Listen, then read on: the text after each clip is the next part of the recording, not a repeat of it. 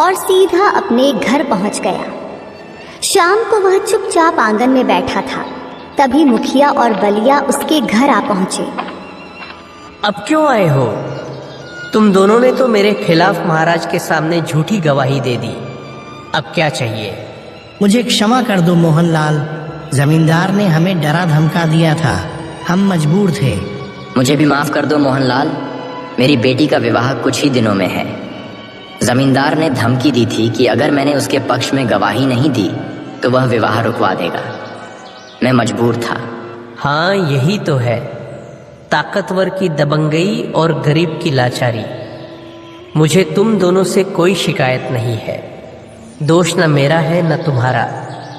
दोष तो उस समाज का है जहाँ गरीब की कोई सुनवाई ही नहीं होती।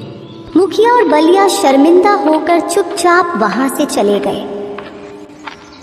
समय ऐसे ही गुजरता चला गया और मोहनलाल की स्थिति और भी खराब होती चली गई।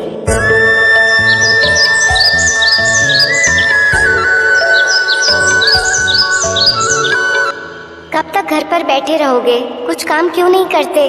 मैं एक किसान हूँ, तुम ही बताओ खेती के अलावा और मैं क्या जानता हूँ। खेती की बात कर रहे हो? खेती अब बची ही कहाँ है। जाओ कोई और काम ढूंढो, वरना हमारी हालत और भी बिगड़ जाएगी। इस छोटे से गांव में मुझे कौन काम देगा राधा? क्या बात करती हो? अगर यहाँ नहीं मिलेगा तो दूसरे गांव या राज्य में जाओ, कहीं ना कहीं रोजी रोटी तो मिलेगी। मोहनलाल कुछ देर सोच में डूब गया और फिर बोला, हाँ ठीक है, मैं वजनगर राज्य जाऊंगा, वहाँ मजदूरी ठीक मिलती है। तुम मेरे लिए कुछ रोटियां बना दो। घर में बस थोड़ा सा ही आटा बचा है, इससे सिर्फ एक ही रोटी बन सकती है और सब्जी के नाम पर कुछ भी नहीं है। मोहनलाल बहुत उदास लहजे में बोला, अगर वो भी मैं ले जाऊंगा तो तुम क्या खाओगे? मेरी चिंता मत करो, मैं पेड़ के पत्तों से किसी तरह गुजारा कर लूंगी। राधा ने एक रोटी बनाकर मोहनलाल को दी। मोहनलाल रोटी लेकर विजयनगर की ओर पैदल चल पड़ा। रास्ता एक घने जंगल से होकर गुजरता था। कुछ देर बाद रात गहराने लगी और मोहनलाल के पेट में भूख के मारे चूहे दौड़ने लगे। उसे बहुत तेज भूख लग रही थी। तभी उसकी नजर एक तालाब पर पड़ी। चलो, तालाब तो मिल गया, अब रोटी खाकर प्यास बुझाऊंगा, कुछ तो भला होगा।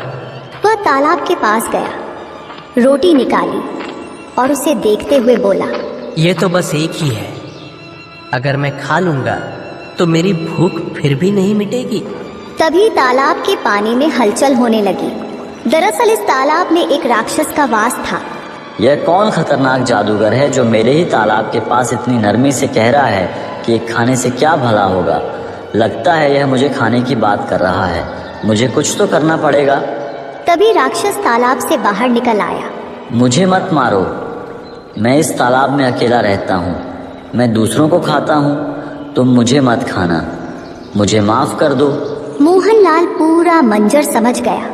उसने मन में सोचा, मैं तो रोटी की बात कर रहा था, ये सोच रहा है कि मैं उसे खाने वाला हूँ। चलो, यही भ्रम काम आएगा। ठीक है, मैं तुम्हें एक ही शर्त पर नहीं खाऊंगा, अगर तुम मुझे कोई ऐसी वस्तु दो जिससे मैं धनवान हो जाऊं, समझे? राक्षस तुरंत अपना हाथ टेढ़ी मेढ़ी दिशाओं में घुमाने लगा।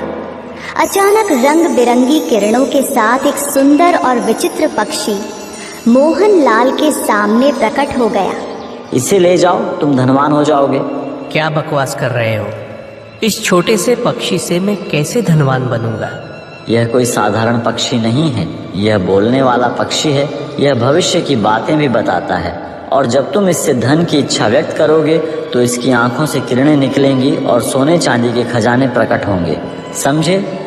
अच्छा, अगर ऐसा है तो यह पक्षी अब मेरा हुआ और तुम अपने तालाब में अब सुरक्षित रह सकते हो, ठीक है? मोहनलाल खुशी खुशी वहां से अपने गांव की ओर चल पड़ा।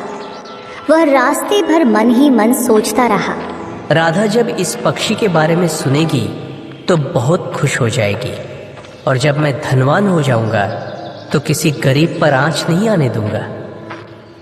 हाँ, अरे बाबा, बहुत थक गया हूँ। काश कहीं एक रात के लिए रुकने का कोई ठिकाना मिल जाए। सर्दी भी बहुत बढ़ गई है।